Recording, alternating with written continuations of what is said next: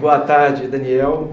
É um prazer muito grande para a gente ter você aqui conosco. A gente sabe que a sua agenda é uma agenda cheia, né? Complicada, tem muitas demandas. E a gente quer fazer uma conversa, um bate-papo bem assim, sem preconceitos, sem tabu, certo?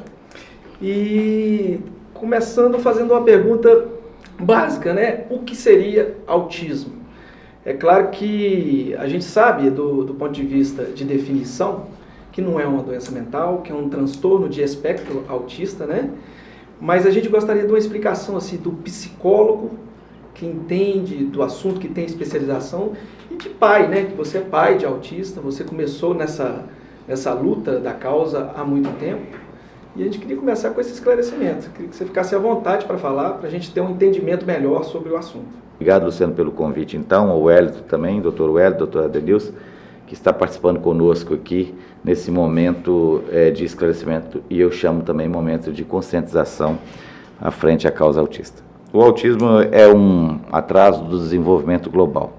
Ele atinge diretamente essas fases que a criança vai suplantando, vai galgando à medida que a idade cronológica vai avançando. Então, quando existe esse transtorno, o que é transtorno? Por que transtorno? Porque não é doença. Sim. É um monte de... é uma bagunça, né? Um desarranjo que acontece na base desse aprendizado mental dessa criança, e isso fica prejudicado. Então, ele vai ter alguns atrasos, algumas dificuldades em algumas habilidades que toda criança tem e adquire. É onde que eu chamo a atenção para todos os pais e mães que deveria estar atento a isso aí. Alguns pediatras dizem, isso é o tempo dela, a criança tem seu tempo. Aí eu já estou querendo provocar esse pai e essa mãe, mas não, fique com a pulga atrás da orelha. Enfim, esse filho tem um atraso, vai procurar o profissional, a fonoaudióloga, e fala assim, olha, meu filho tem 2 anos, o repertório de fala dele está com 10 palavras. Então, isso é correto? Como é que é? Vamos fazer alguns testes? E aí esse profissional dessa habilidade, dessa patologia, vai debruçar sobre essa sua queixa e vai trabalhar. E esse fono, ele tem condições de avaliar essa criança, se o aparelho fonador dele está ok, se ele tem alguma outra patologia que está impedindo dele falar, essa consciência que ele tem das palavras. Então ele vai fazer o relatório e pode sim encaminhar para um outro especialista, para uma outra área médica e dar continuidade nessa investigação. É importante você falar isso porque o autista, ele não tem características físicas, né? E sim comportamentais, né? Mas também tem a dificuldade. A partir de quando que o pai pode começar a entender que ali pode ter algum autismo? Você entendeu? Existe uma fase, porque já que é de acordo com o aprendizado, com as habilidades cognitivas, né? A criança passa a ter aquelas habilidades a partir de 1 ano, né? Mas isso é uma questão muito fina, porque com 1 ano de idade essa criança está dentro de um comportar limitado também, até porque a mielinização ainda não está estabelecida por completo, então ela tem pouca coordenação motora, principalmente das pernas, das extremidades, mas quando a presença do sintoma desse transtorno é grande, fica mais fácil, né? Porque uma criança com 6, 8 meses, quando a mãe entra no quarto e grita, cadê o neném de mamãe? Esse neném já procura de onde está vindo essa voz, é um feedback. Então, se você entrou no quarto, seu filho com 8 meses, você gritou, cadê o negão do papai? Cadê o filhão do papai? Cadê o... E ele não reagiu, ou seja, ele já tem a condição auditiva perfeita, está tudo ok, mas ele não te procurou, ele não se importou, não se interessou com isso, poxa, eu vou provocar outros testes, mesmo essa criança tendo abaixo de 1 ano. É importante a gente perceber o que uma criança com tal idade deveria estar dando feedback em termos de comportamento. Eu fiz a pergunta justamente por causa disso, que existem crianças autistas, aí vai se descobrir que o avô tinha autismo, né? Sim. E ele passou a vida inteira sem descobrir que ele tinha autismo. Então, existe grau, tem um grau alto, médio, baixo, sim, a ponto das pessoas descobrirem que o avô ou o pai tinha autismo, meu filho tem autismo. Isso é hereditário?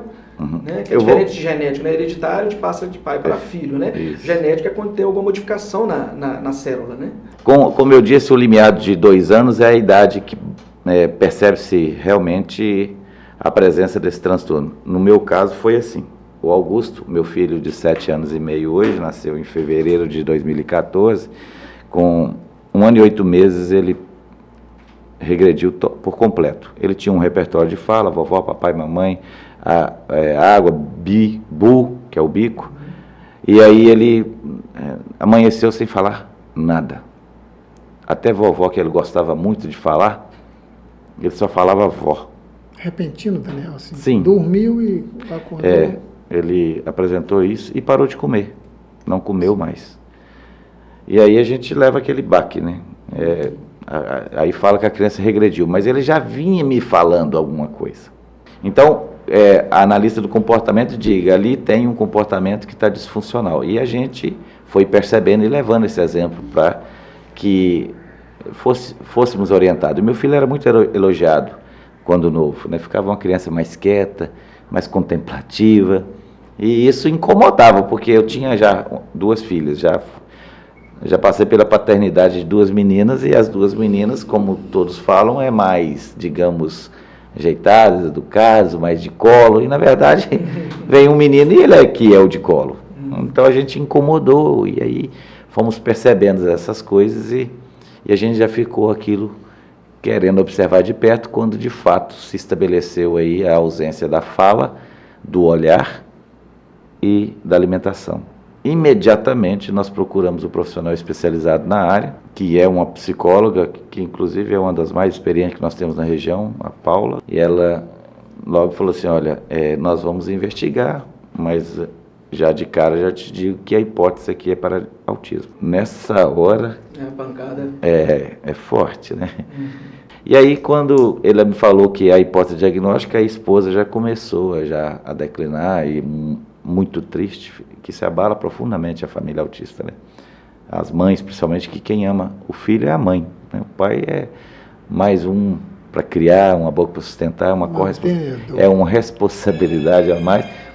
E a questão da mãe, o sofrimento já cai ali. Então, com 1 ano e 8 meses, a gente já não quis saber. Ela só levantou a hipótese diagnóstica, falou, vocês podem investigar isso agora, já andar. Mas nós optamos por partir para as terapias. Então nós já fomos para a fono, já fomos para a psicologia, intensificar aquela habilidade que foi, no caso, prejudicada, que é a fala, a interação social. O autista, ele não fixa o olhar, ele passa pelo olhar. Ele não te enxerga, digamos, de olho para olho. Então, esse contato visual é um dos primeiros sintomas muito observados no autista. E aí, com 1 ano e 8 meses e 2 anos, é que a criança se desponta, porque ali tem uma presença clara do sintoma autístico. E aí a gente aconselha todo pai e toda mãe que percebe isso, já procurar o profissional e já dizer ali, olha, meu filho parou de falar, meu filho não tem interação social, meu filho não me olha no olho, quando eu chamo ele não me atende, ele não tem interesse por brincadeiras, ele brinca não objetivo com brinquedos, se tem um carrinho ele prefere ficar olhando como é que ele gira, e não é um brincar lógico com ele, né, essa falta de interesse com essa situação. Então, com 2 anos, faz mais claro essa análise, esse diagnóstico surge aí. Depois que a gente começou as terapias, a gente foi então para o diagnóstico com um profissional, e aí ela fez todo o relatório de acompanhamento dessa criança e nos indicou para um psiquiatra ou um neuropediatra, e aí lá ele também constata em observação que o filho tinha o transtorno do espectro autista. Tem o transtorno do espectro autista. Então não tem um exame clínico, não faz um exame de sangue, não faz um exame de imagens, não para detectar o autismo, pode ter outras investigações, uma anemia ou mesmo uma lesão cerebral, para outra investigação. O autismo ainda não tem um exame que detecta isso aí.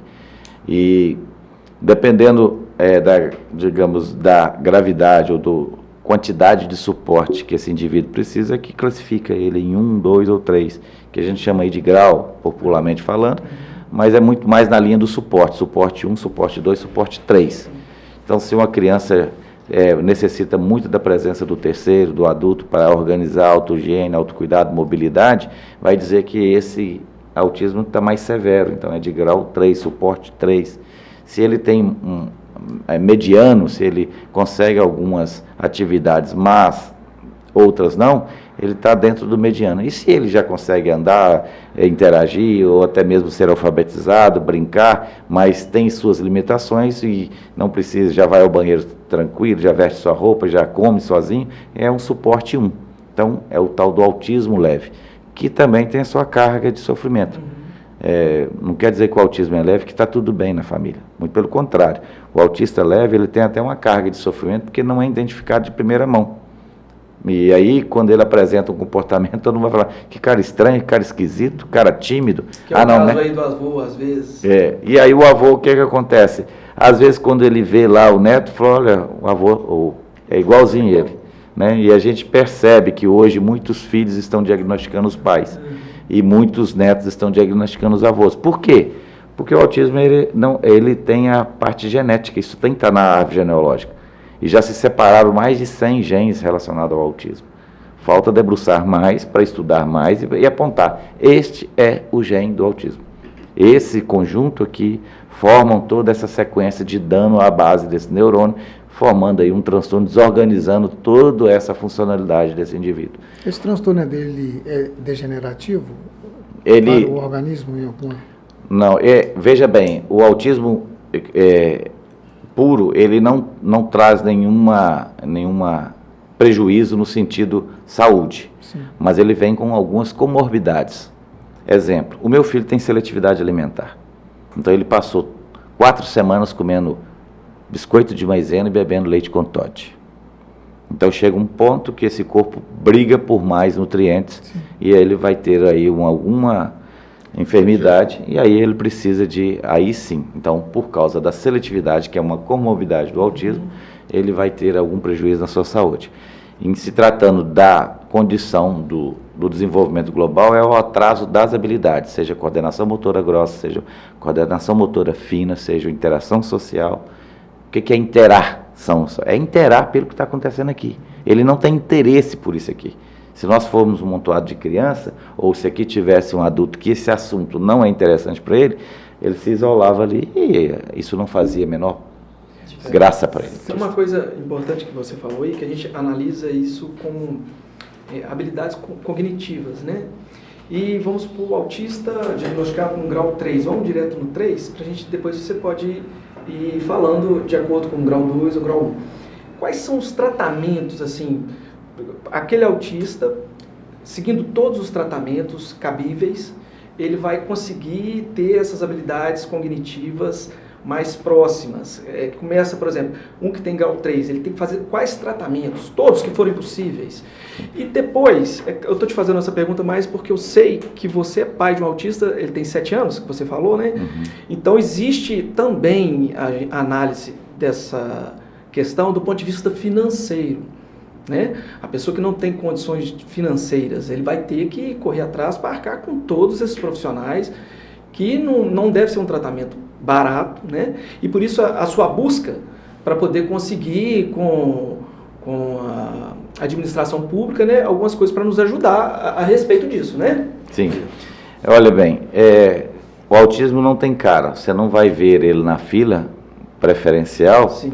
Você não vai ver que ele tem motivo para estar ali, e é isso que é o constrangimento de toda família, toda mãe autista, é que ela vai para uma fila de preferencial do supermercado e começa a ganhar lá atrás reclames. Ô, fila de preferencial, aqui é fila de preferencial.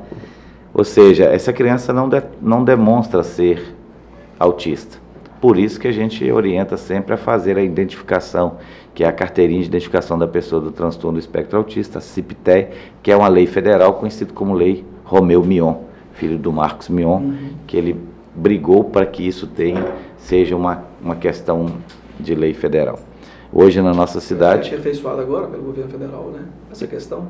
Foi ele que fez. A nossa cidade, o fluxo é pelos CRAS. Sim. Procure o CRAS, lá você vai ter uma ficha, preenche, faça ali todos os documentos, junte-se ali, e o município vai fazer a sua carteirinha. Muito embora que a Associação de Pais e Amigos dos Autistas aqui de Patinga, que é o CIA, Centro de Integração Autista, já tem feito essa carteirinha desde 2016. Somos pioneiros nessa questão porque era um problema que nós detectamos que precisávamos interagir ali e ajudar essas mães fazendo um crachá de identificação desse autista para que ele possa apresentar no caixa, no guichê e ter a preferência. Para ele gozar da preferência que é garantida pela Lei 10.048, fortalecida na 12.764 e também na 13.146, que é o Estatuto da Pessoa com Deficiência. Então, vamos lá. No grau 3, nessa criança ou nesse indivíduo que tem o autismo com mais de alto suporte, de maior suporte, que necessita desse suporte, fica muito claro ali para as pessoas que estão ao redor que ele tem alguma dificuldade. Essa criança está aparentemente desorganizada, porque ele tem ali algumas estereotipias, essa mania de flap, mania de piscar, de fazer. Sim. Isso são estereotipias que incomodam quem está ao entorno. Logo fala, opa, esse menino tem algum problema. Então tem razão de estar ali, digamos, na fila preferencial. E esse menino também, esse indivíduo, essa menina, precisa de mais suporte e mais tratamento. Nós chamamos os autistas suporte 3 como os invisíveis, porque esses autistas, eles não são convidados para a festa de aniversário, eles não participam da vida social rotineiramente, eles não estão presentes na vida social, porque quando essa mãe sai com esse menino, é um Deus nos acuda, porque ele não tem esse contrato social igual um autista de suporte 1 tem. Ou eu vou no supermercado com meu filho, eu consigo controlá-lo. Quem está com um severo, ele vai ter mais dificuldade para quando passa nenhum estímulo, por exemplo, no supermercado, é um terror. Quantos estímulos tem ali? Sim. Até para a gente mesmo, quando vai no supermercado para comprar um sabonete, a gente sai lá com 10 itens, né? Então, imagina o autista, ele vai ter ali Kinder Ovo, gente passando carrinho, brinquedo, placa de pendurada, gente chora, reclamando, gente falando, caixa, campainha, telefone, é muita coisa de estímulo para essa criança e ele tende a desorganizar. Então ele precisa de mais atenção e de mais terapias. Inclusive, para achar terapias para esse autista também é difícil, porque geralmente as agendas estão cheias.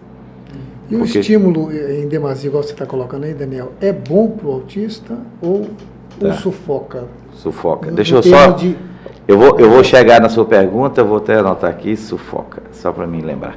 E esse autista que tem isso, ele precisa de intensidade, porque o autismo, como é que trata ele? Com terapia. Não tem medicamento, inclusive, para autismo. Os medicamentos são ansiolíticos, são adaptados para outra, que veio da esquizofrenia, que veio aí da epilepsia, que veio...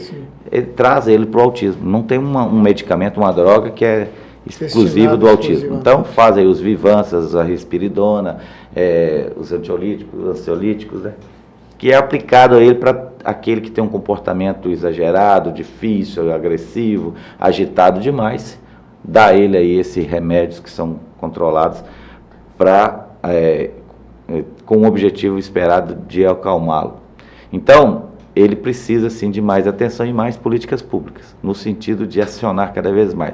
Ele precisa estar aí com uma neuropediatra ou com um psiquiatra infantil mais vezes, de 3 em 3 meses, ele tem que passar lá para ver a dosagem de medicação, para a mãe dar o feedback para esse médico, para ele intervir em outros comportamentos. Você já está entrando na adolescência, como é que é isso? Então, é bem mais trabalhoso você ter um autismo severo do que os outros. O de grau 2 também a gente percebe que tem ali uma dificuldade no comportar, mas ele assume algumas posturas que dá para levar. Ele pode ser mais incisivo na fala, repetir mais coisas, insistir muito em assunto aqui e acolá, mas ele dá conta de ficar, por exemplo, na sala de espera. Sim. E o leve, o de grau 1, a gente percebe que ele não, essa criança, a gente escuta muito uma frase assim, nem parece, né? Quando eles olham para o meu filho, nem parece, você não fala, isso é pelo investimento que você fez. Sim. Quando meu filho era não verbal, para ele ser verbal hoje, eu fiquei endividado, né? Então toda família autista é endividada. O custo é alto, né? Hoje uma média de uma terapia é R$100, e você só tem particular. Os planos agora estão começando a ofertar, e agora pela lei federal, que a Agência Nacional de Saúde no Brasil disse que agora os planos são obrigados a não mais dizer qual a quantidade de terapias anuais que você tem direito, que antes era totalizado em 40. Então, quando chegava em 40, que não para, autista, ele vai ficar em terapia ao perceber o diagnóstico até a fase adulta, ele precisa estar sendo acompanhado e orientado e estimulado naquela defasagem que ele se apresenta. Então, como é que você vai dizer só 40? Sendo que meu filho faz 6 por semana. Então, em 4, 5 meses, ele já vai esgotar todas essas 40 e a gente vai ficar o resto dos meses sem fazer terapia. Então, foi um avanço quando a Agência Nacional de Saúde diz e regulamentou essa questão para os planos de saúde. Bacana, ajudou. Só que falta profissionais. Por exemplo, o terapeuta ocupacional, ele é um profissional quase que extinto na sociedade. Quem tem está contratando e pagando até bem. Não tanto quanto deveria, mas é um salário acima porque são poucos. E o terapeuta ocupacional, ele é para mais do que para o autismo. Ele está em todas as áreas hoje do atendimento clínico ao indivíduo que é amputado, ao indivíduo que admitiu cegueira, que é auditiva. Ele está ali para ocupar-se da função que ele perdeu, né? Quando você tem um acidente aí que você perdeu um pé, uma perna, a perna ainda está presente na cabeça, mas no corpo ela não existe. Ele sente dor, sente cosca, ele tira o pé amputado para ninguém pisar, ou seja, ele tem que aprender a ausência do membro e, digamos, suplantar, fortalecer o outro para fazer duas funções. Quando você fica cego, aumenta a sua área tátil, você fica mais ouvindo mais, se percebe mais sua textura e tudo bem. E para a área do autismo, o terapeuta ocupacional ajuda na seletividade alimentar, no desfraude, no comportamento, né? Tudo isso ele ajuda demais, é um profissional importantíssimo na vida do autista. E aí, outros especialistas, por exemplo, na psicologia, que nós temos poucos psicólogos, analistas do comportamento, porque quem interfere, quem estuda é o psicólogo analista do comportamento, ele interfere naquilo ali. Então, ele tem um comportamento disfuncional, a gente precisa substituir, seja na sua estereotipia, seja em algumas manias que ele tem, de comer cabelo, de comer unha, de se morder, de autoflagelo, ele precisa interferir ali, porque aquele comportamento não é desejado e está fazendo mal. Então, quem vê isso é o psicólogo analista do comportamento, ou mesmo até o psicólogo comportamental, que aí ele interfere naquela área, criando outras estratégias, envolvendo essa criança em outros repertórios de comportamento, com técnicas dentro do consultório, com o brincar lúdico, interfere naquilo para que ele promova mais autonomia e atenue esse comportamento disfuncional. E isso é caro, hoje é em R$100 cada terapia, e ele não faz uma só. Para tratar o autismo, você precisa de intensidade e continuidade. Então, quando você vai fazer o teste neuropsicológico dessa criança, você mede lá em scores qual é a habilidade que ele está em defasagem e quanto que isso significa. Se ele faz até aqui é uma pontuação, se ele faz até lá é outra pontuação, isso dá um total. Esses scores é amontoado e te dá aí quantas horas que ele precisa para acompanhar a idade cronológica que o outro neurotípica tem tranquilamente. Então, quando eu parti para isso, porque quando você descobre o diagnóstico e você tem algum senso de responsabilidade no sentido amplo da palavra, você parte para dentro. Você quer ir buscar o que tem de melhor, né, para você. Eu sonhei ter um filho para jogar futebol, né? O primeiro brinquedo que a gente dá ao filho, o homem, é uma bola. Então eu falei, meu filho não vai jogar futebol e vai torcer para o Cruzeiro. No Rio não. Pode rir, que só nós somos 3 aqui. Então, esse aí fica. Tudo é Cruzeiro? Então beleza, então igual vocês, eu também sonhei, comprei uma camisa do Cruzeiro para ele sair do hospital e tudo. Ou seja, essa função eu não faço com ele não gosta de bola. Ele até brinca, mas não tem um interesse, não é o interesse dele. Então eu não vou ficar forçando, e não é isso, a gente vai ter outras possibilidades, igual do seu filho, que tem lá o hiperfoco com o jogo, dê mais do mesmo, dentro da limitação que ele precisa tomar banho, ele precisa ir para a escola, ele precisa ter outras atividades, mas ele precisa ser também acionado naquilo que tem interesse para você ter até uma condição social com seu filho, já que aquilo é interesse dele. Quer acessar seu filho? comece a falar com ele isso aí, e de lá você vai trazendo ele para outros assuntos que também você quer colocá-lo. Então, vamos agora nos estímulos, né? A gente vai falando tanto, vocês podem me interrompendo, tá? Porque aqui é complicado.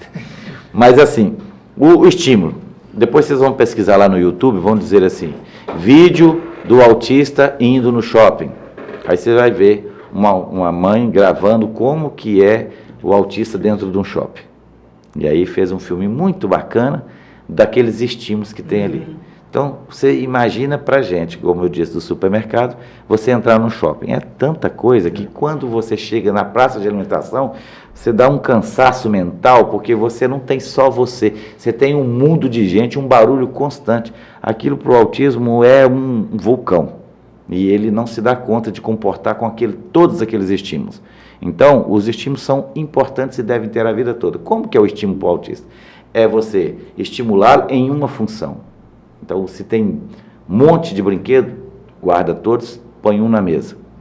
Saturou aquele brinquedo, explorou todo ele e tal, você está percebendo? Isso acontece dentro dos consultórios. Né? Então, você percebeu que o autista não quer mais interagir, não está rendendo, tira aquele, põe outro. Estimula-se aquela função que ele quer. Então, ele vai ter que pedir a troca, não vai apontar, depois ele vai falar a primeira letra, depois... Então, você tem que estimulá-lo sempre. Sempre, sempre. Eu parei de... Quando meu filho, por exemplo, estava já aí a gente pelejando com ele não abraçava, ele não dava esse feedback de carinho. Não que os autistas não sejam empáticos e carinhosos, mas era uma função que a gente precisava estimulá-la a fazer. E eu parti para esse objetivo. Então eu abraço muito até hoje e ensinei meu filho que eu queria ouvir isso dele. Pai, eu te amo. Não é bacana quando você escuta isso? Então eu queria ouvir do meu filho. Pai, eu te amo. Então hoje eu ganho um abraço e meu filho fala comigo, pai, eu te amo. E aí eu estimulei, falei, toda vez que você falar que me ama, nasce uma estrela lá no céu. E aí no teto lá de casa, lá no teto do quarto dele, tem várias estrelas, que quando apaga elas ficam ainda em reluz algum tempo. Aí eu falo, aquela lá nasceu. Não, pai, aquela lá já existiu ontem. Então ele já começa a dar conta dessas coisas, mas a interação e o estímulo que a gente colocou nele, ele já presta atenção e ele repete isso religiosamente. Então, quando ele fala, benção, pai, pai, eu te amo, ele grita de lá e falou, faltou isso ainda. Então, ele já deu, ele percebe que existe uma sequência que ele tem que fazer. O autista não brinca, não conta piada, ele não é do mundo imaginário, ele não faz de conta. Então, tudo isso é do autista. Por isso que a gente tem que estimular ele no faz de conta. Esse faz de conta é importante. Por isso que o celular é tão danoso, porque o celular já tem estímulo demais e ele não vai brincar de faz de conta com esse celular. E aí é interessante as famílias tirarem o celular e deixá-lo, não tem jeito de zerar, mas deixá-lo quanto menos possível, melhor. A gente percebe... Pode falar. Vendo o que foi falado, né, sobre a questão da legislação, a gente tem visto que a legislação é recente, não é isso? Nós temos essa, vamos dizer assim, posso chamar de causa em favor do autista, né? Não sei se estaria correto, é relativamente novo, né? A gente tem visto esse movimento de forma agora crescendo na mídia, mas parece que há algum tempo isso foi meio esquecido. E aí quando você fala sobre falta de profissionais na área, é como se houvesse uma lacuna que ainda precisa ser preenchida, né, para que possa propiciar ao autista uma condição melhor, né, isso de desenvolver as suas habilidades, de se interagir. Então, existe mesmo essa lacuna, existe essa eu posso falar que foi um período esquecido, uma falta de causa, especialização. A causa, olha, até para a ciência, parece que é tudo muito novo, né? A última mensalidade que eu paguei no meu curso de psicologia foi R$ 1.147 mensais. O teto, o piso salarial do psicólogo hoje é quase R$ 3.000. Então você gasta R$ 60 mil para se formar, não, hoje é mais, né? R$ 1.500 por mês, vezes 12, você vai ter aí 18 mil por ano. 18 mil vezes 5 vai dar 50, 80 mil, né? 90 mil reais. Se você dividir R$90 mil, você vai ter que trabalhar aí o mesmo tanto para zerar seu custo e a partir daí você ganha. Então, até o mesmo tanto de formado, você ainda não ganhou dinheiro que pagou o curso. Se você fez um FIES, se você fez aí um plano, pegou emprestado ou o pai pagou para você devolver depois. Então, ganha-se muito pouco um psicólogo. É pouco valorizado. Agora, nesse tempo de pandemia, nossa classe ficou mais valorizada. Por quê? A pandemia trouxe ameaça à sobrevivência, isso traz pânico, traz medo, traz depressão. Então, esse profissional está sendo mais acionado. Existe uma questão que envolve a indústria farmacêutica, ao meu modo de ver. Que, por exemplo, como não é um tratamento que leva ao uso constante de medicamento, né, os medicamentos são adaptados, parece que a indústria farmacêutica, né, a indústria de ciência, que investe muito na indústria de consumo de remédios, parece que não tem um pouco de interesse em relação a isso. É isso mesmo? Agora a gente pode pensar de todos os jeitos, né? Porque a gente não tem, né, uma explicação plausível que é isso aqui. Nos permite pensar assim mesmo. Porque nem todo autista é medicado. O meu, por exemplo, não é medicado. Meu menino precisa de terapia. Isso ele faz 6 vezes por semana. E aí você vê que o psicólogo ele dá conta de atender.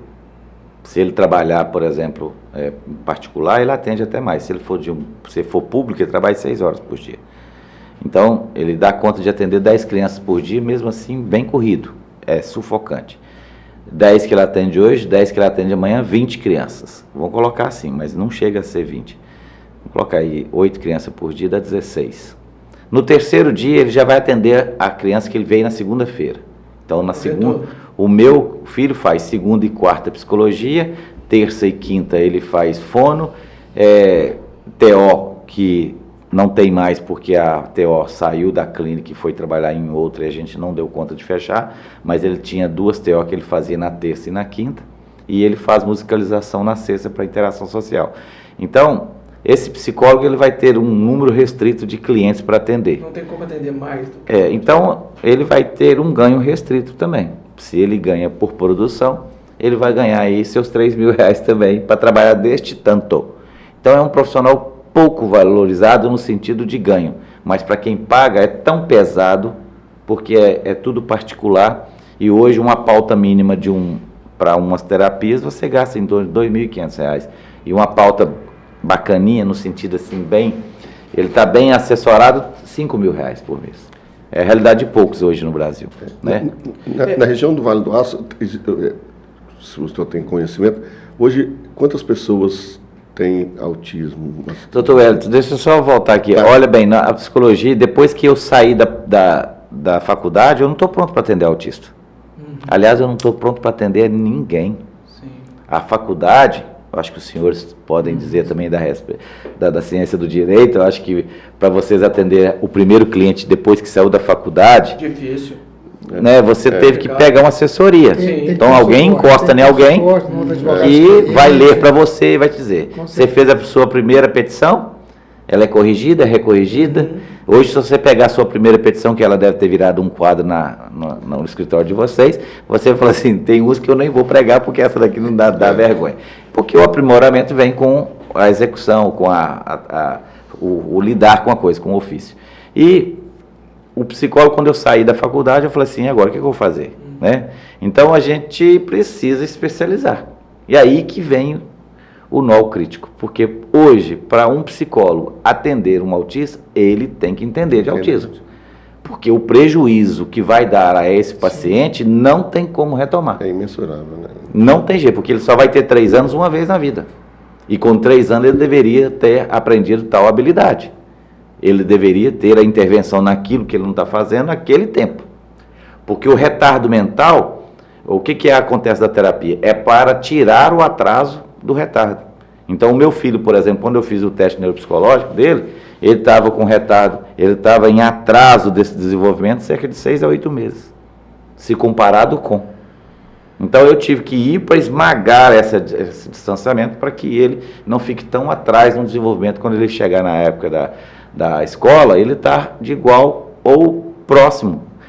Quando você vai levar o filho no pediatra, não tem um cartão de vacina, que é um livrinho maravilhoso, que a gente deve cuidar muito bem dele, não tem ali um gráficozinho, e o pediatra grava ali entre aquilo. Então tem gente que está fora da curva, tem gente que está dentro da curva, tem gente que está abaixo da curva. E aí chama a atenção do pediatra. O pediatra fala, mãe, aqui tem que tirar o açúcar, tem que tirar o refrigerante, tem que fazer um exercício, tem que pôr a natação. Quando está abaixo, mãe, tem que dar mais alimento, tem que isso, tem toda essa observação. Na psicologia, com o tratamento do autismo, também, olha, ele está interagindo bem, tem algumas coisas que não está conseguindo fazer, por exemplo, essa agressão a outra criança quando tem um brinquedo que o chama atenção, ele não vai socializar, ele vai agredir, vai tomar, vai arrastar, ele não sabe perder. Então tem que fazer ludicamente uma técnica com esse autista para que ele, associado àquela conjuntura, aqueles momentos intervenientes ali, ele vai saber que esse brinquedo agora é para ele, eu vou ter que esperar. Então quando você quer ajudar um autista, espere a sua vez. Aí você está lá e ele está esperando. Coitado que ele vai esperar. Ele vai dar uma crise de ansiedade, ele vai querer exigir, vai querer sair chorando, enfim. Então o psicólogo, para ele atender um autista, ele tem que entender. Aí que começa o nó crítico, porque para se especializar hoje no autismo, você leva um tempo longo e muito dinheiro. Então qual é o momento agora que todo mundo está correndo para pegar? É o método Denver. Esse é método desenvolvido pela família Denver, que tinha os filhos autistas, eles desenvolveram um método que agora eles vendem para o mundo inteiro. E hoje, para você se especializar nesse método, no mínimo que você gasta é em torno de R$15 mil. E aí você ganha... Especialização. Isso é só especialização, isso você acrescenta no seu currículo. Então, aí você está habilitado para a aplicação do método Denver de uma forma oficial. O que tem acontecido é que, pela prática do atendimento, o psicólogo se torna, então, um especialista no autismo. Antigamente, na nossa região, tinha os dentistas práticos, né? Uhum. Isso agora, pela legislação, isso acabou. Praticamente você não vê mais. A não ser falar, não é da minha época não, mas eu já ouvi falar. Eu imagino. Então, esses cabelos brancos são mechas que opção, né? Por opção, né, doutor? A gente tem uma questão jurídica, né? A gente vai procurar sempre se especializar, mas aí tem as leis que estão aí, que a gente pode ler, entender, compreender e especializar nela para poder fazer uma boa defesa do cliente em relação ao autismo. Né? Uhum. É até bom a gente estar abordando essa parte financeira, porque nem todo mundo tem condições de bancar o custo já de cuidado do próprio filho, como que vai bancar um advogado, uma boa defesa ou entrar com ação para garantir algum direito, né? E a gente no NAJ, um dos objetivos é esse, é levar a justiça a todos, fazendo pacotes até para quem não tem condição para a gente se adaptar a ele, não ele se adaptar a gente, financeiramente falando. Só que a gente sabe que a lei está aí, está muito clara, mas no fio da meada não se cumpre ela como deveria se cumprir. Por exemplo, vou te dar um exemplo assim para você discutir exatamente esse ponto, que é o que a gente estava falando antes. A escola. O autista hoje ele tem direito, de acordo com a lei, de não ter um tratamento distinto dos demais alunos e direito a um profissional para acompanhá-lo junto com o professor dentro de sala de aula para poder ajudar até na socialização, de cuidar. Aí, no ponto de vista público, a gente tem as creches, onde é necessário, as escolas públicas e municipais, que também a lei determina que tem, e tem as particulares. Aí a gente vamos do ponto de vista da particular. A particular tem todo aquele procedimento de matrícula, né? A gente sabe que no momento de fazer a matrícula, ela tem que preencher a ficha e ela se descobrir ali. Eu penso assim que, você não vê, toda vez que eu levo meu filho para a escola, uma vez, eu até comentei isso com você, eu tive essa experiência uma vez de ver um aluno autista aí, nem foi por muito tempo. Então a gente sabe que no fim da meada tem aquela, a nossa escola ela está completa, já tem todas as matrículas já estão fechadas, mas eu vou colocar o seu nome aqui e quando vier sair alguém, a gente coloca o seu filho.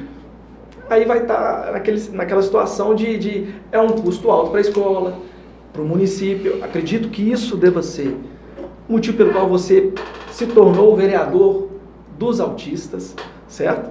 É uma luta, é contínua, são muitas demandas, mas aí vem aquela questão, como que a gente faz para que o autismo seja, alguém possa utilizar, olha gente, nós vamos nos especializar, escola particular, nós vamos nos especializar em atendimento aos autistas. Ela ia ganhar, porque na nossa região não tem, a gente nem sabe onde tem. Você entendeu? Para entender que aquilo ali é importante, porque na esfera pública, O senhor conhece a luta aí, como é que é. O senhor pode falar melhor do que todo mundo aqui. Colocando em consideração que, você me corrija se eu estiver errado, a lei que o senhor é o autor, ela foi escrita, não sei se foi em 2019 ou 2018, ela não foi sancionada, e foi sancionada agora para o atual prefeito, mas ela chegou a ser vedada. Então, quando você vê, olha a situação, uma coisa tão séria, custosa, o senhor acabou de falar aí que o custo financeiro é alto, e quem não tem condição nenhuma, né? Aquela parte que você falou sobre o atendimento preferencial. Você imagina a mãe, que ela tem um filho, e ela não tem condição de deixar o filho com ninguém, ela tem que levar o filho. Aí chega no supermercado, como é que ela vai fazer se ela não tiver o atendimento preferencial? Aí tem um lance de a criança fisicamente não dá para saber. Então é muito, e eu vejo que está tipificado na lei, que os estabelecimentos comerciais têm que ter a placa. E eu estou vendo a luta que o senhor está tendo de ir nos estabelecimentos, de entregar, poxa, isso é uma obrigação, está na lei, mas o senhor está trabalhando para conseguir cumprir a lei. A lei tem que ser cumprida, né? Então eu queria que o senhor falasse um pouco disso, dessa dificuldade dos estabelecimentos, escolas, tanto do setor público como privado, de praticar a lei. Sim. Esse podcast tem hora para acabar? Não. Ai, mães, eu acho que quando você está formulando aí a sua fala, a gente vai passando aqui, né? Tem os estímulos, os gatilhos cerebrais que quando são acionados, você logo faz assim, a mente trabalha no seu processo psíquico, lembrando das coisas, né? Sim. Então nós estamos aqui conversando, vamos pensar em praia. Não podem pensar em praia porque atrapalha o nosso combinado aqui. Somente foi lá na praia que você teve, aquela que você mais gosta, né? Já se viu lá, mesmo que seja em flash, mas o cérebro psíquico, o seu processo psíquico pensou isso no seu arquivo de memória e trouxe à tona. Assim, quando você estava formulando aí a sua pergunta, a sua fala, a gente vai passando por isso tudo, e aí você disse de lei vetada, você disse de placa preferencial, você disse de escola, é tudo tão assunto, é tanta coisa ao mesmo tempo agora, sabe, que vão pensar um pouco nessa mãe, sobre só esse momento Sim. de fala seu. Você disse supermercado, de escola, de leis, de atendimento preferencial, de veto. Cara, eu fico assim impressionado, sabe? E tem uma oração que é a oração do discernimento, né? Que fala assim: Senhor, dai-me sabedoria para perceber as coisas que não têm condições de ser mudadas, né? Coragem para mudar as que podem ser mudadas e discernimento para diferenciar uma da outra. Porque tem coisas que não dá para mudar. Então, uma vez posta a questão do autismo, ele sempre vai ser autista. Mesmo que ele desenvolva aí vários comportamentos favoráveis. Mas ele está lá com o transtorno, está lá com o atraso e a lesão e a modificação dessa base do neurônio. E as que podem ser mudadas é como a gente encara isso, como que a gente recebe e acolhe esse autista. Por isso que em momentos assim como nós estamos nessa fábrica desse podcast, que vocês abriram essa porta não só para o autista, mas a gente percebe que vocês vão ter outros, já tiveram outros, e esse núcleo aqui que vocês, pensando nesse outro que vem com uma queixa, que não consegue acessar um direito que já está escrito, que vocês são da ciência do direito e aí vão debruçar sobre tais leis para que esse indivíduo da queixa tenha realmente essa contemplação desse direito. Então, é modificar isso que é a nossa missão. Por isso que a gente precisa de mais ativismo no autismo. Porque está posto, só existe a lei porque tinha um erro, uma negligência. Então, quando você coloca um semáforo na avenida, não está te proibindo a passar. Está dizendo que agora não, daqui a pouco sim.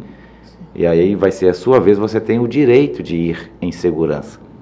Agora o outro vai esperar. Se o outro não espera, temos problema. Tem um conflito. Então, para viver em sociedade, temos que ter regras mesmo. Esse regramento é que nos organizem como seres humanos, né? E é importante a gente observar.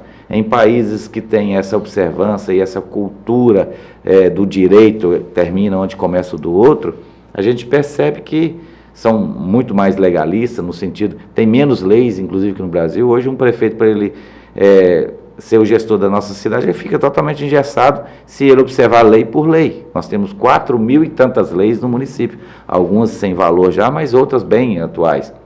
Então, agora, a lei, se foi sancionada, é que existe uma conveniência desse gestor que ele vai cumprir. E ele tem que desenvolver aparatos para que ela seja cumprida pelo endereço que ela foi criada.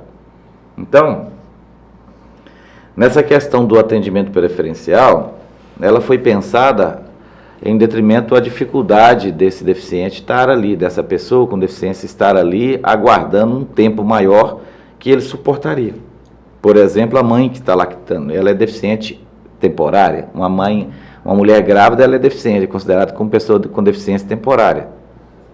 Então, ela precisa de ser atendida com mais rapidez e ela até goza de mais simpatia do que de outros, de pessoas deficientes.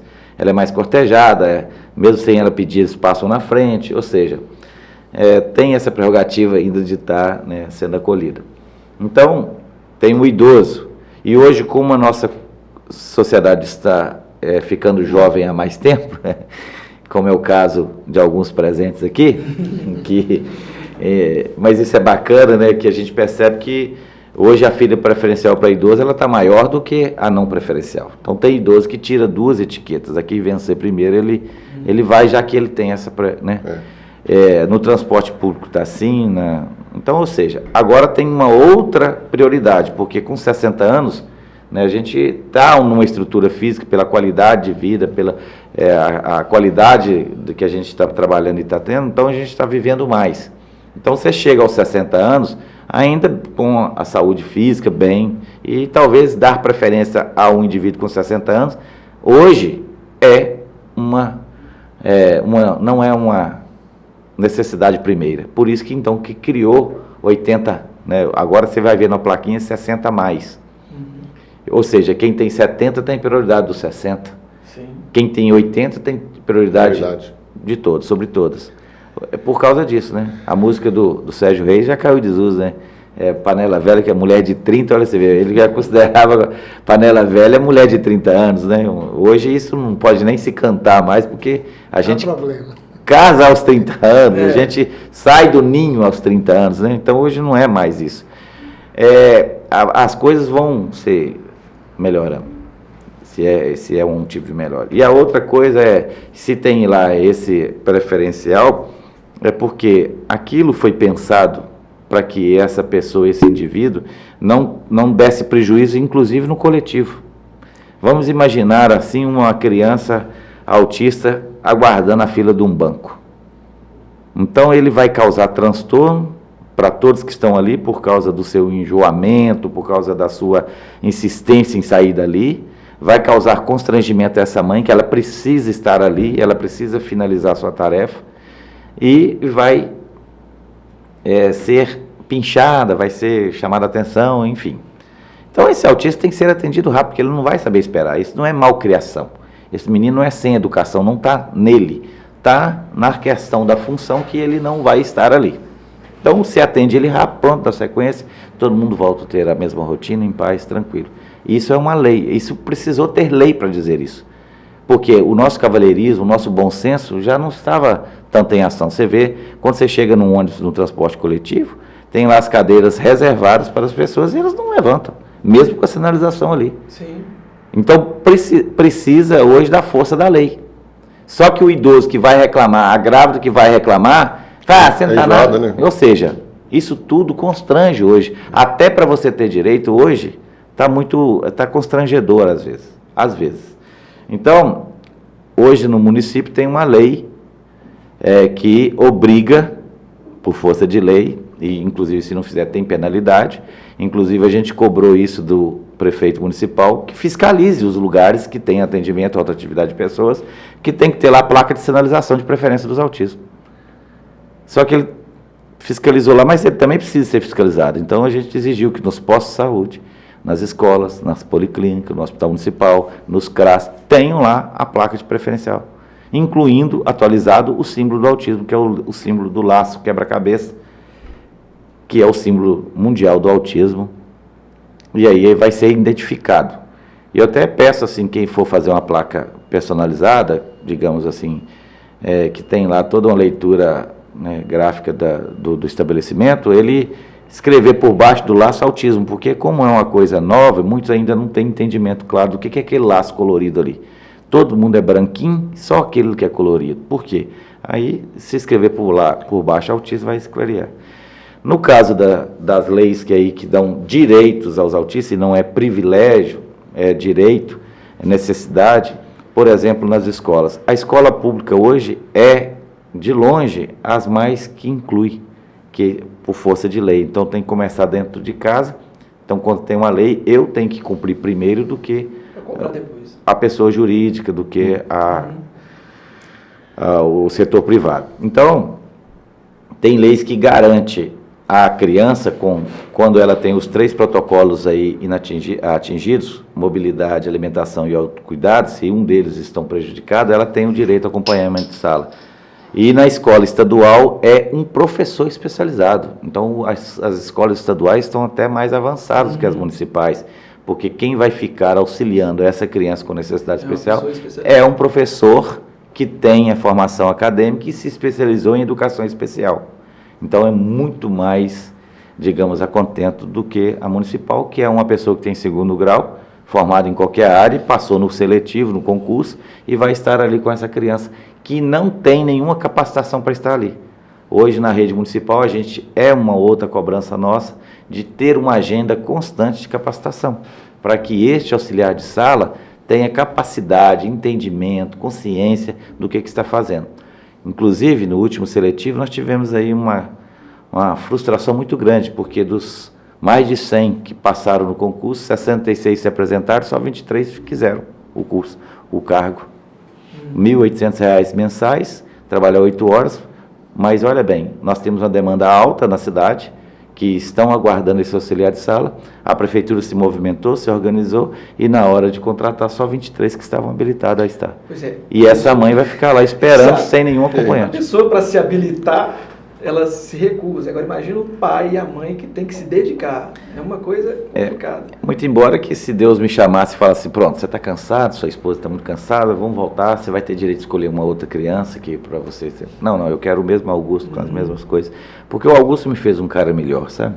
Se não fosse o Augusto, nós não tínhamos conhecido. Então, olha o que o Augusto está promovendo no nosso meio. Sim. E outras crianças mais estão fazendo isso com os pais e com as mães, mais com as mães que com os pais.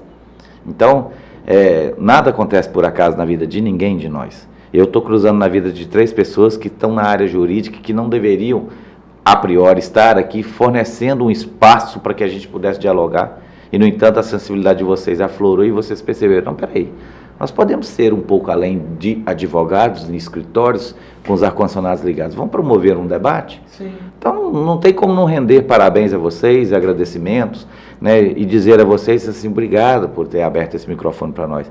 Porque quando isso for ser postado, quando a gente for ouvido pelas pessoas, vai ter ali um momento de conscientização, de conhecimento da causa autista.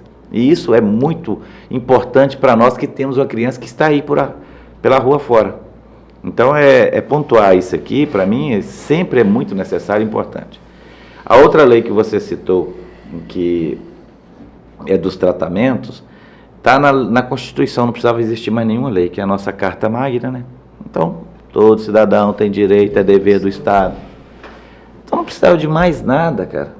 Mas, no entanto, existe aí Estatuto do Idoso, Estatuto da Criança, sim, Estatuto da Pessoa com Deficiência, Estatuto do Autista, Lei da Inclusão, a LDB, ou seja, tem vários dispositivos legais para assessorar possíveis brechas que as pessoas vão esquivar.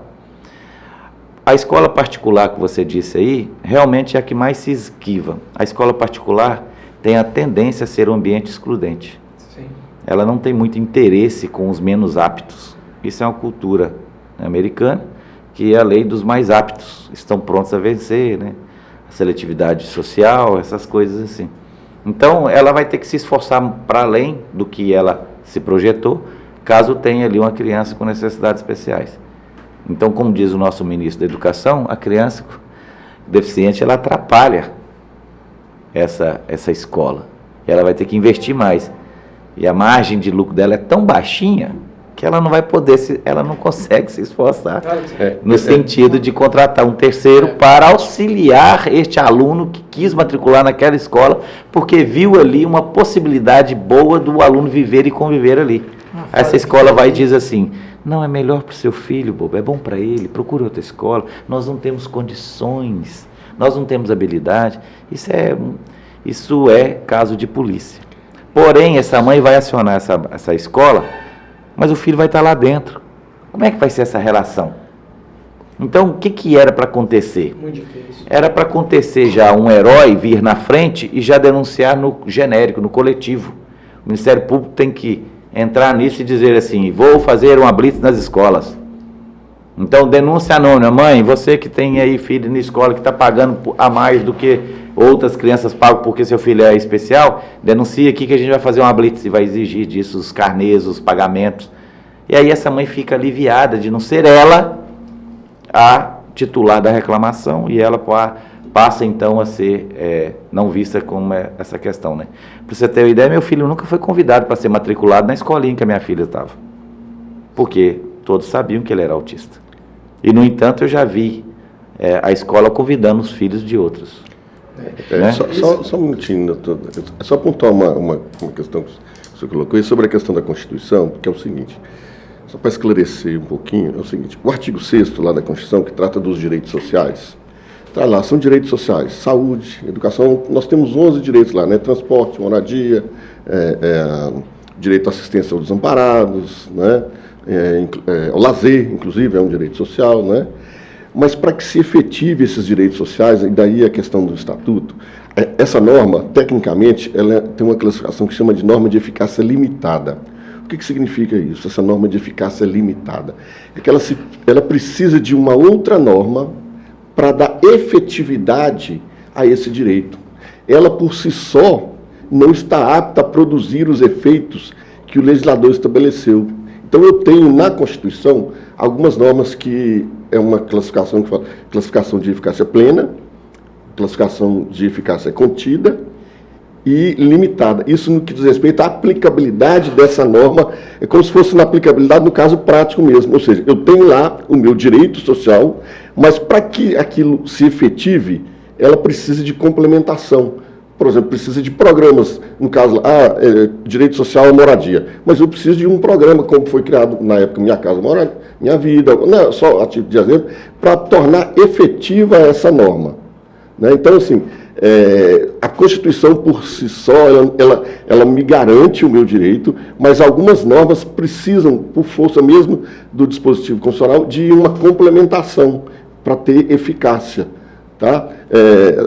Só para a gente pontuar essa... o que o senhor está fazendo. Não, entendi, mas aí, sim, se a gente tivesse uma cultura mais empática no sentido de eu tenho que fazer e pronto, isso não precisa ninguém mandar, por exemplo, você vai ensinar seu filho que ele tem que escovar dente. Todos os dias você fala: filho, escova o dente, filho, escova o dente. Não existe uma norma, está posto. Né? Agora, não escovar o dente vai ter cárie. Então, não tratando essa criança, ela vai ter um prejuízo e essa criança vai ter pendurado em políticas até ele falecer. Fica muito mais caro você não preconizar o tratamento e você não dar ele assistência do que você esperar ele passar do tempo e ele ficar pendurado em políticas. Sim, não, entendi. É só para apontar com relação a própria Constituição em si, né? Okay. Ela por si só, porque ali eu tenho uma gama de direitos e garantias, né, na Constituição. Sim. E para que alguns desses direitos, eles por si só, a própria norma já me impossibilita exercício desse direito. Outros direitos, como é o caso dos direitos sociais, lá no artigo 6º, há uma necessidade de complementação, sim, de outras normas. Uma redação mais completa, né? É chamado de complementação mesmo. Eu tenho direito à saúde. Tá, mas como é que vai efetivar? Né? Como é que eu vou ter esse direito efetivo à saúde? Né? Eu preciso, então, de criar um mecanismo, que o Estado vai criar, sim, mecanismos, né, como é o caso, né, então, no agora caso, resumindo, a nossa Constituição é bastante burocrática. Não é questão burocrática, muito pelo contrário, na verdade, isso, a questão da utopia é outra coisa, porque a nossa Constituição, na verdade, ela não é aquilo que, não representa aquilo que é, mas aquilo que deve ser. né? Não é aquilo que é aquilo que deve ser, o que o Estado vai buscar, é aquilo que deve ser. Né? Todo mundo deve ter aquele direito assegurado. Então o Estado vai buscar, há uma deficiência talvez no Estado de tentar buscar essa efetividade desse direito. Né? Mas aí nós vamos parar exatamente nesse ponto. Quando o Estado não busca, quando o município não busca, aí surge o Daniel da vida. Isso, ou o Daniel é a questão da judicialização. Isso. Né? Nós temos, principalmente na saúde, tem uma questão da judicialização muito grande, né? Assim, sim, a busca judiciária. Sim, mas né? aí... E aí o judiciário vai... Exato, mas aí nós vamos esbarrar exatamente... Esse debate é importante porque nós aqui hoje, nós estudamos, nós nos preparamos para criar um NAJ. Qual o sentido? Levar a justiça a todos. Não era o nosso objetivo? Uhum. Agora, nem todo advogado pensa assim. Aí nós vamos esbarrar na parte que não tem condição financeira de bancar um advogado. Como é que faz? Entendeu? Será que ela vai conseguir alguém para se adaptar? Aí nós entramos em outro ponto que tem que ser analisado. Aí nós vamos lá no terceiro ponto que ainda é terrível. Vai para o judiciário e fica quantos anos? 7 anos, 10 anos, 15 anos. O pai já criou o menino. E as dificuldades dele. O que eu quero entender mais é quando que você sentiu essa necessidade. Seu filho tem 7 anos hoje. Então eu creio assim, com 2 anos...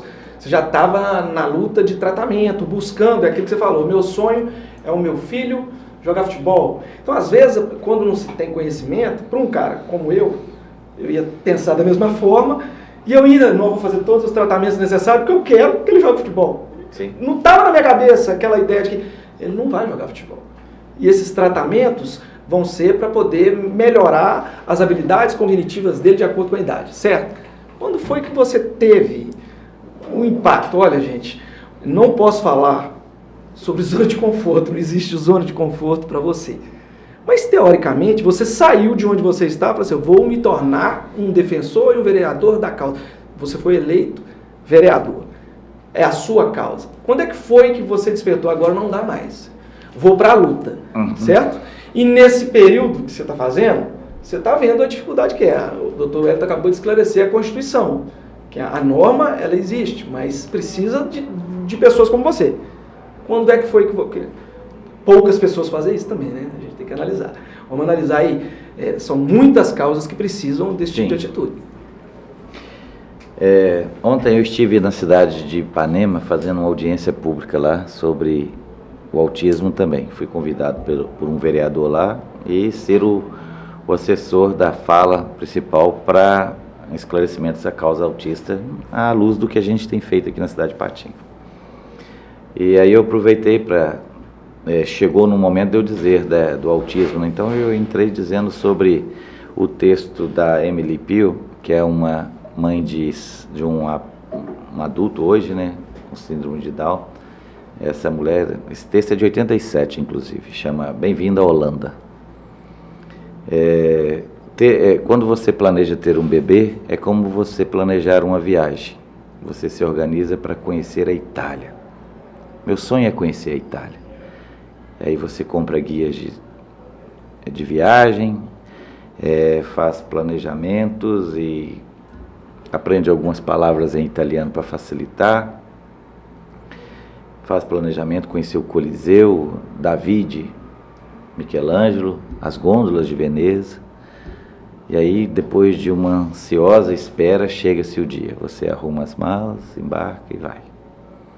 E aí você fica nessa viagem esperando, né? Quando a comissária de bordo vai no microfone e fala assim, bem-vindos à Holanda. Aí, Holanda? Como assim? Eu planejei Itália. Como bem-vindo à Holanda? E quando você desce, você vê que você está na Holanda, não era bem o que você pensou, não era bem isso que eu pensei, mas ali não é um lugar horrível, fedendo, triste, escuro, né? É apenas um lugar diferente. E ali você deve ficar. E aí você tem que aprender esse novo idioma, conhecer um grupo de pessoas que você jamais pensou que ia conhecer. E aí aquelas pessoas que você conhecia, vivia e convivia, já não tem tempo mais, porque eles estão ocupados indo e voltando da Itália. A Itália com tantos atrativos, que era o meu sonho, a Itália, conhecer a Itália. Porém, que se eu ficar murmurando que eu deveria estar na Itália, e essa dor que a gente sente de sempre ter que estar ali, e eu ficar em cima disso, vai me atrapalhar de perceber e ver as coisas especiais e bonitas, que a Holanda tem os moinhos de vento, tem as tulipas, tem Rembrandt, que é o pintor em maior renome europeu. Se eu ficar em cima disso, vai me atrapalhar de ver as coisas especiais e boas que tem na Holanda. Então, eu não planejei ter um filho autista. Não é bom ter um filho autista, porque isso te impacta. E eu fui impactado por esse filho, fui melhorado por esse filho, e sou extremamente apaixonado pelo Augusto. E ele que me promove estar aqui, como eu já disse. Então, quando o Augusto, nós tivemos o diagnóstico, a gente foi procurar ajuda. Qualquer ajuda. Qualquer ajuda. De médico e louco, cada um tem um pouco, né? Se você aparece espirrando, toma isso, toma aquilo, faz isso, faz aquilo. E aí começa até a ter campeonato. Se você aparece com uma dor, eu tô com uma dor no braço lá de cá e tal, e ali a gente vai se confabulando para que um se remedie o outro. E eu também, assim como recebi o autismo, né, eu fui procurar ajuda e aí descobri que aqui na cidade tinha uma associação de pais. O Centro de Integração Autista é uma associação de pais amigos dos autistas, que estava tendo uma reunião numa igreja lá, assim, eu fui lá. Chego lá, eu encontro lá quase uma dezena de mães na reunião, muito choro, muita dor e lamento, muito assim mesmo. Eu falei, nossa, tem gente até pior do que eu nisso aqui. E aí a gente foi acolhido e depois essa associação sumiu e logo depois eu fui procurado, eu sempre falei, olha, quando eu me formar eu vou doar 2 anos para o CIA, que eu quero acompanhar, que eu sou assim, na minha caminhada, eu sempre fui um defensor da dor alheia, né? Associação de moradores, coordenador de comunidade católica e sempre tive envolvidos em várias atividades coletivas, né? Como Vicentino, como já fui assistente social, já fui secretário da assistência social no município, já fui gestor da alta complexidade da assistência social, então eu entendo um pouco dessas coisas. E aí eu fui convidado para assumir o CIA, porque o CIA estava inativo, né? As mães tinham seus motivos para não estar movimentando aquilo ali, e eu peguei aquilo ali, e a gente já começou fazendo a maior audiência que essa cidade já teve. Mais de 400 pessoas estiveram presentes na nossa audiência pública para falar sobre o autismo, que até hoje tem a mesma pauta. Autismo, conhecer para acolher. Foi por isso até que eu fui lá em Ipanema. E aí a gente foi intensificando isso. E do dia 16 de maio de 18 até o dia que a gente ficou à frente da associação, a gente produziu muitos eventos. Entre eles, a Semana Municipal do Autismo, entre eles, a Lei dos Direitos e das Diretrizes do Autista, que à época eu estava como assessor de um vereador, e a gente fez essa lei, né? Eu era responsável pela assessoria de pesquisa e redação, e a gente constituiu essa lei à luz da nossa lei maior, a Lei Berenice Piana, e a gente escreveu, só que o vereador que a gente assessorava, ele estava na oposição do então prefeito. E como ele era o autor, a gente fez toda a mobilização no dia da aprovação, dia 22 de agosto de 2019, ele foi aprovado, a Câmara lotada de mães com cartazes, festa total, choro. Foi muito gostoso ver a lei aprovada por unanimidade pelos 19 vereadores. E essa lei vai para a sanção, daí o período de trâmite normal, só que o prefeito da época, ele vetou a alma da lei, que é as diretrizes e o artigo 4 e 7 dessa lei, e ela volta a não ter aquela força que uma lei precisava ter, que é como fazer essa política, que é qual a direção que essa política vai. E aquilo nos deu, os mesmos vereadores que aprovou, foi os mesmos vereadores que apoiou o veto do prefeito, e isso nos causou um sentimento muito ruim. Novamente o plenário lotado de mães com caras pintadas, cartazes apostos, gritos, choros, xingamentos, todas as estratégias, e-mails, telefonemas, visita aos gabinetes, a gente fez tudo isso para eles não sensibilizar, não apoiar o veto. foi a mesma coisa que falar com esse copo aqui, ó. E aí, a lei foi vetada. Mesmo com essa mobilização toda, o veto teve. Venceu e a lei realmente perdeu a sua essência maior e isso deu um transtorno, um sofrimento muito grande. Inclusive, eu fiquei muito mal, uma crise de ansiedade muito grande e a gente perdeu até o sentido. Eu disse que eu não queria mais mexer com aquilo. E aí eu vou para casa, eu vou cuidar da minha. E já tinha toda uma acusação, uma denúncia da minha esposa dizendo assim, você tem que ter mais tempo para casa, cuida do seu filho, tem muita gente que precisa, você não vai dar conta e tal. Porque a essa altura do campeonato a gente já tinha várias mães participando de vários debates, fórum, a gente criou um fórum mensal e isso já tinha muito envolvimento, muitas mães já tinham aparecido, a gente já eram centenas. E aí eu falei, tá bom, eu vou sair disso. Só que isso era dia 21 de outubro que aconteceu o veto. A gente veio novembro, dezembro, teve um evento, a gente ainda deu conta de fazer um evento no Parque Ipanema chamado Pintando no Parque, onde a gente levou vários cartazes para os autistas pintarem, desenharem, descontrair lá. E aí, quando chegou fevereiro do outro ano, de 2020, eu fui entregar a associação. Falei, não quero mais devido a isso. Várias mães, cerca de 30 mães, reuniu e falou que a gente não aceita isso, a gente precisa mais de você. A gente nunca se viu representado, teve toda essa fala que muito me emocionou, inclusive, na época. Também. Muito motivacional.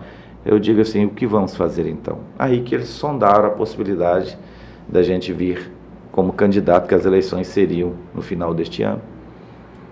E eu pensei, endividado, porque quando todo pai de autista, toda família autista é endividado. Se está fazendo terapia, está devendo muito, porque são caros.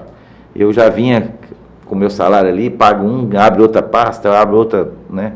E, não tem como a gente fazer campanha. E campanha precisa de panfleto, precisa de andar, de gasolina. De certa forma, você precisa de alguma coisa. E eu não tinha isso. Aí a gente ficou pensando e a gente trabalhava no ambiente político até que se concretizou, a gente conversou com os amigos apoiou e até financeiramente. E a gente, na última, apagar das luzes, a gente topou ser candidato. E esse clamor de mais de 400 candidatos a GC, era o nono mais votado na cidade, num ambiente totalmente sem dinheiro, só com 4 ou 5 pessoas andando na cidade. Plena pandemia, né? E aí veio a pandemia também, que isso foi um intensificador negativo para todo mundo, uma coisa nova que ninguém sabia lidar. Enfim, teve tudo isso para todo mundo também, e a gente conseguiu sair vitorioso diante desse clamor dessas famílias. E eu, tomando posse, eu não diminuí a minha pegada, muito pelo contrário. Hoje aumentou o serviço e muito. O Emanuel, que é meu assessor, ele entrou com a proposta de trabalhar. Não, ele tem seu negócio, né? Ele faz a sua atividade. Não, aqui trabalha só do meio-dia às 18. No entanto, a gente ontem saiu de casa 2 horas da tarde e até agora nós não fomos em casa. Sim. Então, quer dizer, o trabalho é muito. Aumentou, né? E aí a gente vê que tem campo para a gente trabalhar e tem muita coisa a ser feita ainda, sabe? E uma das coisas que a gente debruçou foi a lei que foi vetada. A primeira ação que a gente fez eu fui no prefeito, falei, Gustavo, eu estou contigo, somar para multiplicar, mas a gente precisa ter uma política pública. O Gustavo topou a parada e a gente foi 2 vezes no Rio de Janeiro, conhecer uma política pública lá. Ou seja, um prefeito sair de uma cidade por 2 vezes e cancelar por 3 dias sua agenda em prol de uma causa, a gente ficou maravilhado com isso. E a gente sancionou, aprovou o projeto de lei, que é o 94, e, em consequência disso, a gente sancionou a lei no Parque Ipanema. Em plena pandemia, a gente deu conta de fazer um evento controlado, e o Gustavo sancionou a lei 4.138, que diz dos direitos e das diretrizes, e eu, como é o termo que usa, eu desfiz da lei anterior que foi promulgada sem aquela tudo, eu esqueci o termo que fala. Se adaptou. Eu cancelei a lei anterior. Reescreveu. Foi revogada, né? Revoguei. Então eu revoguei a lei 3.984, que não tinha sentido nenhum, que foi aprovada sem nenhuma eficiência, e revoguei a lei e coloquei a lei 438 no lugar completo do jeito que ela foi vetada. Isso para mim já foi uma alegria Uma enorme. vitória, né? E o prefeito Gustavo me ajudou muito nisso, com a equipe dele, na época, o procurador do município, mais assessoria jurídica, então foi muito bacana. E logo depois disso a gente implementou outras leis tão necessárias quanto também. Só que leis menores no seu ganho. Por exemplo, a lei do laudo. Um autista hoje, ele precisa a cada ano ir no psiquiatra, ir no neuropediatra, renovar o laudo. E isso custa 300 a 500 reais para o cara só mudar a data. Então a gente fez uma lei que na cidade de Patinga, o laudo para o autista tem prazo indeterminado de validade. Sim. E agora isso já aliviou um pouco as mães. Nós criamos também a lei do Dia do Orgulho Autista, que nós temos a Semana Municipal do Autismo, que é dia 2 de abril, e dia 18 de junho, no mundo inteiro, foi organizado nos Estados Unidos, lá, a passeata das minorias, e criou-se ali o orgulho autista. E outros orgulhos que a gente já conhece, tem o orgulho LGBT, tem o orgulho dos epiléticos, tem o orgulho dos esquizofrênicos, e cada causa dessa foi se organizando para evidenciar, tanto é que o mês de junho, ele é muito conhecido no mundo como o mês das minorias, né, das causas. E aí, dia 18 de junho, a gente também criou essa lei municipal, Dia do Orgulho Autista, e nesse dia, numa sexta-feira, horário comercial, nós fizemos uma passeata pelo centro da cidade com mais de 300 mães, dizendo que é importante a conscientização do autismo, mostrando esse autismo que ele tem capacidade de vir para o meio e ser um profissional, tem inteligência para tanto, e assim a gente criou essa lei também, bem como a mais recente, que é a lei que proíbe a soltura dos fogos de artifício, os foguetes de alto estampido, né, de tiro seco, que o barulho, todo autista tem muito pavor, ele se desorganiza com esse barulho, e o foguete, ele não tem benefício nenhum, muito pelo contrário, né? Ele causa acidentes, surdez, amputações, pavor, a causa animal sofre demais com o foguete, porque tende a suicídio. No dia que inaugurou o hipermercado aqui na cidade, nós tivemos um suicídio de um cachorro próximo ao hipermercado que teve 15 minutos de soltura de fogos. A mãe da presidente do CIA, a presidente do CIA, que é mãe de um autista, estava numa natação em frente, o filho quase que morre afogado, né? Então desorganiza. E isso a gente criou essa lei igual a 300 outras cidades no Brasil que também proíbe a soltura de fogos de alto estampido na cidade. Vitória, Governador Valadares, São Paulo. E eu acredito que o STF vai julgar essa pauta e já tirar isso, né? Nos estados já é proibido, né? Então, Foi questionada a constitucionalidade, né, dessa lei lá no STF, parece. Isso. Está para ser decidido se é. E vai ser muito bom se eles deferir esse pedido, porque o foguete ele causa pavor, né? Principalmente quando ele não é esperado. Que ninguém vai, vou soltar um foguete, ninguém te avisa. Daniel, só para a gente esclarecer algumas coisas, assim, muito se falou no tratamento do autista. E o tratamento dos pais do autista? Como é que fica? Porque não precisa de tratamento? Não precisa talvez uma lei, então, para garantir esse tratamento, garantir essa assistência, né? Já pensou nisso? Como é que está a cabeça com relação a isso? Porque você não tem... Porque se o pai do autista não se tratar, ele vai adoecer e não vai conseguir tratar, não é por aí. Sim, é importante esse esclarecimento, né? Mas o nosso tempo está curto, então é a última, entendeu? Porque até por causa do tempo. Então, tá ok. Vamos finalizar, né? Nós temos... Sim. Olha, doutor Hélio, nós temos aqui uma triste realidade, uma triste estatística que 70% dos casamentos que têm a presença de um autista, esse casamento não progride. Ele termina e essa mãe segue sozinha com esse filho e tem todo um desgaste de manutenção do tratamento, da vivência, né? Então é um perrengue danado. Essa mãe, que quem ama a mãe, quem ama o filho é a mãe, essa mãe adoece com esse tratar desse filho, com andar com esse filho.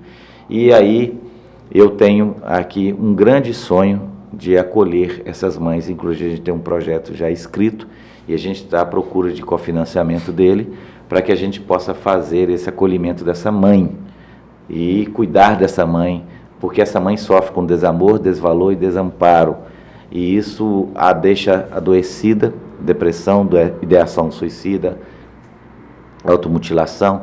tudo isso me preocupa muito. E eu disse que nós temos que debruçar sobre essa mãe, clinicá-la, para que dê a ela algum lampejo de sossego, de paz, sabe? Ela adoece com frequência. O pai, ele tem sim a carga emocional, a dureza do impacto, né? Essa frustração de não ter um companheiro, um filho. A incidência do autismo é mais em meninos do que em meninas, é 4 meninos para uma menina, mais ou menos.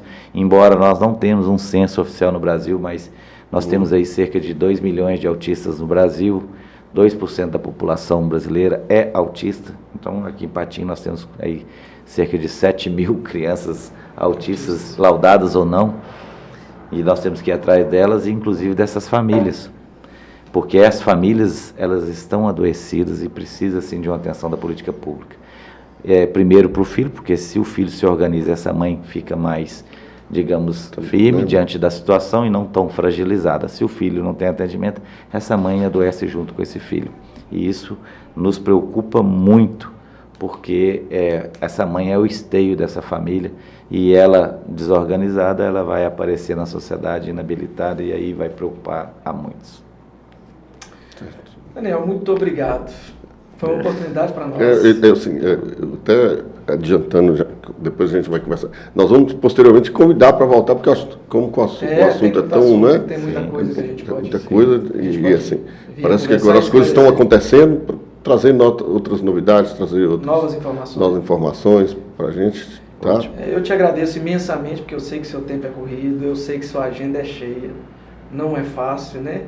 Mas aquilo, você ficou agradecido com a gente, nós também ficamos agradecidos com a sua presença, com os seus esclarecimentos. A gente pede desculpa por alguma falta de conhecimento, mas a gente está aqui para aprender também. Senão não precisava da gente ter esses momentos, né? Eu acho que isso é importante. Até digo, faça qualquer tipo de pergunta, desde que o seu interesse seja aprender. Se você fizer uma pergunta desdenhando, se você fizer uma pergunta preconceituosa, a gente já vai sentir esse clima, que não é o caso daqui. Ou seja, a gente fez uma pergunta gravada, no sentido da gente multiplicar isso que a gente conversou aqui. Então, ou seja, vocês absorveram algum tipo de conhecimento e vão distribuir isso. A ideia é auxiliar as pessoas, né, para que possam, de alguma forma, chegar até alguém e falar assim, olha, peraí, eu tenho um filho, talvez ainda não identificou, que talvez esclarecer as pessoas, né, para que não tenham preconceito, porque eu vejo muito preconceito com relação a quem tem, né, autismo, ou mesmo quem tem deficiência. É aquilo que você falou, não é um privilégio da pessoa, é um direito, né? Outro dia eu vi alguém comentando, você falou do idoso, a filha de idoso estava grande lá, e aí eu falei assim, não sei para que esse tanto a pessoa tá mais saudável do que eu e está lá naquela fila enorme. E ele tem trabalho, assim mesmo. Assim, mas ele não tem culpa, a lei existe, não foi ele que escreveu. Não, alguém pensou para ele. E tem que exercer o direito.